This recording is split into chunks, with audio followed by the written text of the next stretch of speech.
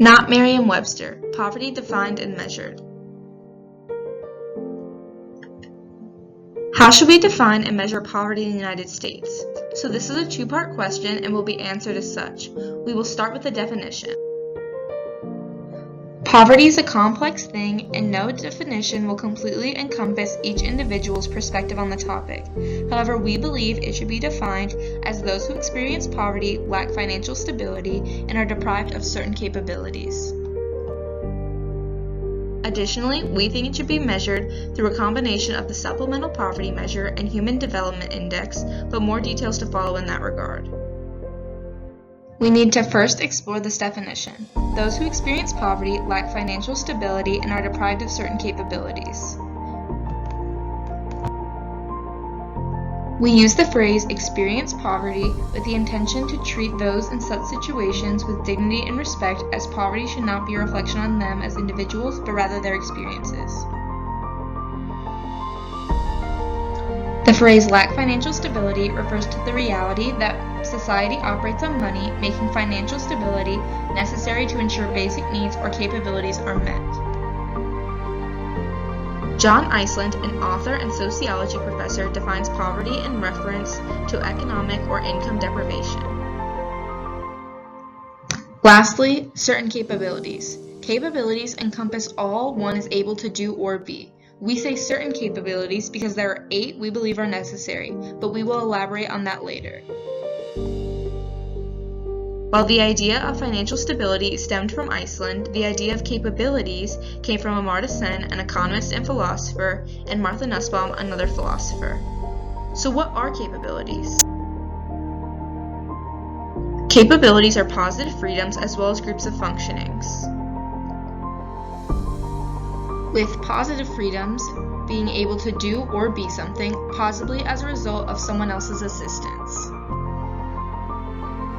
For example, being able to read. You might be able to do this because someone taught you.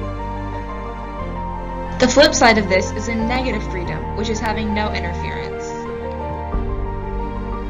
In this case, you may not be able to read because although you had the freedom, no one interfered and taught you how.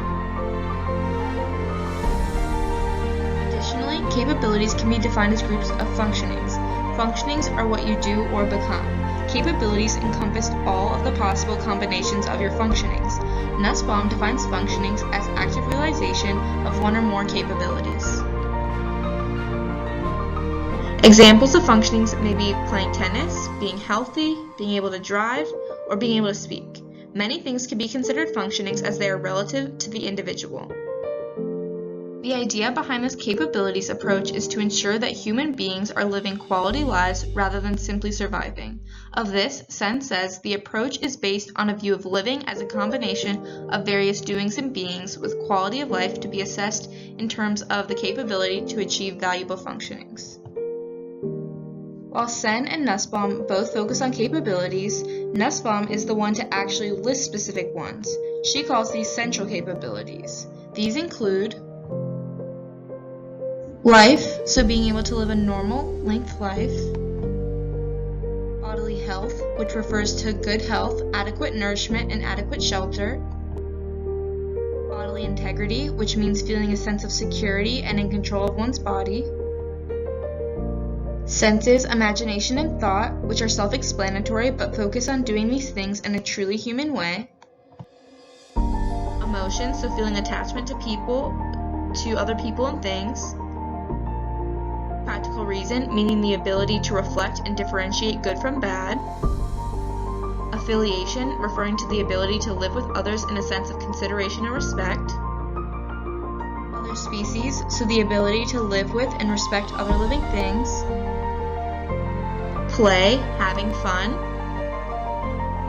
And lastly, control over one's environment, which is broken down into 2 categories. Political, referring to the opportunity for political participation, and material, referring to the ownership of property. Nussbaum clarifies that the list is a proposal. It may be contested by arguing that one or more of the items is not so central. However, she emphasizes that the 10 she lists are non-negotiable in her mind to be able to live a quality human life. While we believe other species in play to be important, we disagree with Nussbaum in the aspect that they are essential capabilities necessary to live a quality human life. That leaves life, bodily health, bodily integrity, senses, imagination and thought, emotions, practical reason, affiliation, and control over one's environment. Overall, we believe that poverty is too complex to simply be defined by low income, as many would have it. While we believe that financial stability should be considered in the definition, capabilities need to be more heavily considered, as they keep intact the importance of human dignity and choice when defining poverty. So next we'll talk about how to measure poverty. While there is no perfect way to measure poverty, we believe that the best attempt is to measure with a combination of the SPM, which is the Supplemental Poverty Measure, and the HDI, the Human Developmental Index. So before we dive right into the different measures of poverty, let us talk about absolute and relative measurements, which are from Iceland. Relative measurement takes other people into account, such as when looking at the median income. The median income changes based on what the incomes of others are. On the other hand, absolute measurement means the complete opposite, such as the pencil is 3 inches long. The size of the pencil doesn't change when there are other pencils.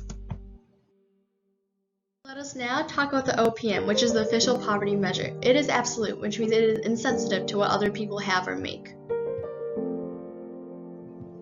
The OPM measures the poverty threshold as the economy food plan times 3. This is one of the many issues with the OPM. The OPM leaves significant sections of people out, such as homeless people and foster children. It also considers only cash income and doesn't take into account expenses. While the OPM is a good baseline measurement, we do not believe it shows an accurate photo of what poverty looks like. Poverty just cannot be defined by a single number. Some of the issues with OPM are addressed with the SPM, or the Supplemental Poverty Measure. The SPM is quasi-relative, which means it has both relative and absolute aspects. We agree with Iceland's view when he says that the SPM is conceptually and practically the most viable and useful type of general poverty measure in the United States. The SPM measures poverty level as 33% of median expenditures times 1.2, which takes into account what other people are spending on expenditures. The expenditures considered are called the FCSU. The expenditures considered are food, clothing, shelter, and utilities. Because the SPM takes into account expenses, it makes sense that the poverty rate is higher in comparison to the OPM, making the SPM more accurate. We believe that the SPM should be used because it takes into account geographic differences. Living in New York City versus living in Lexington, Virginia have very different costs. Also, the SPM accounts for more than just cash income. It also considers in-kind benefits such as SNAP, the Supplemental Nutritional Assistance Program, and TANF, which is temporary assistance for needy families. For the SPM, expenses and taxes are subtracted from the cash income and in-kind benefits.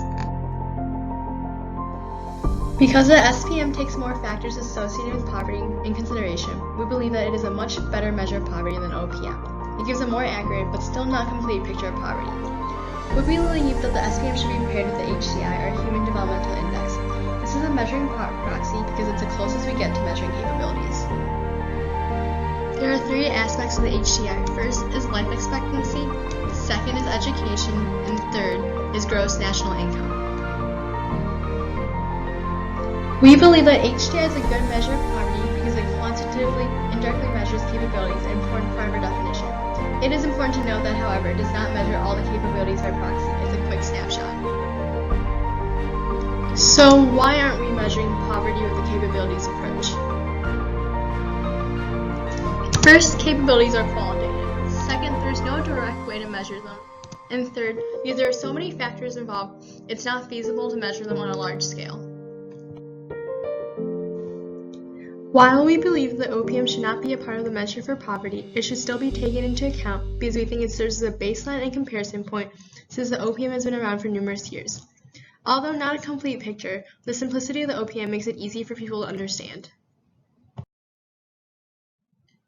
In summary, our definition of poverty is that those who experience poverty lack financial stability and are deprived of certain capabilities. And the measure of poverty should focus mainly on the supplemental poverty measure, which is the SPM, and the Human Developmental Index, the HDI.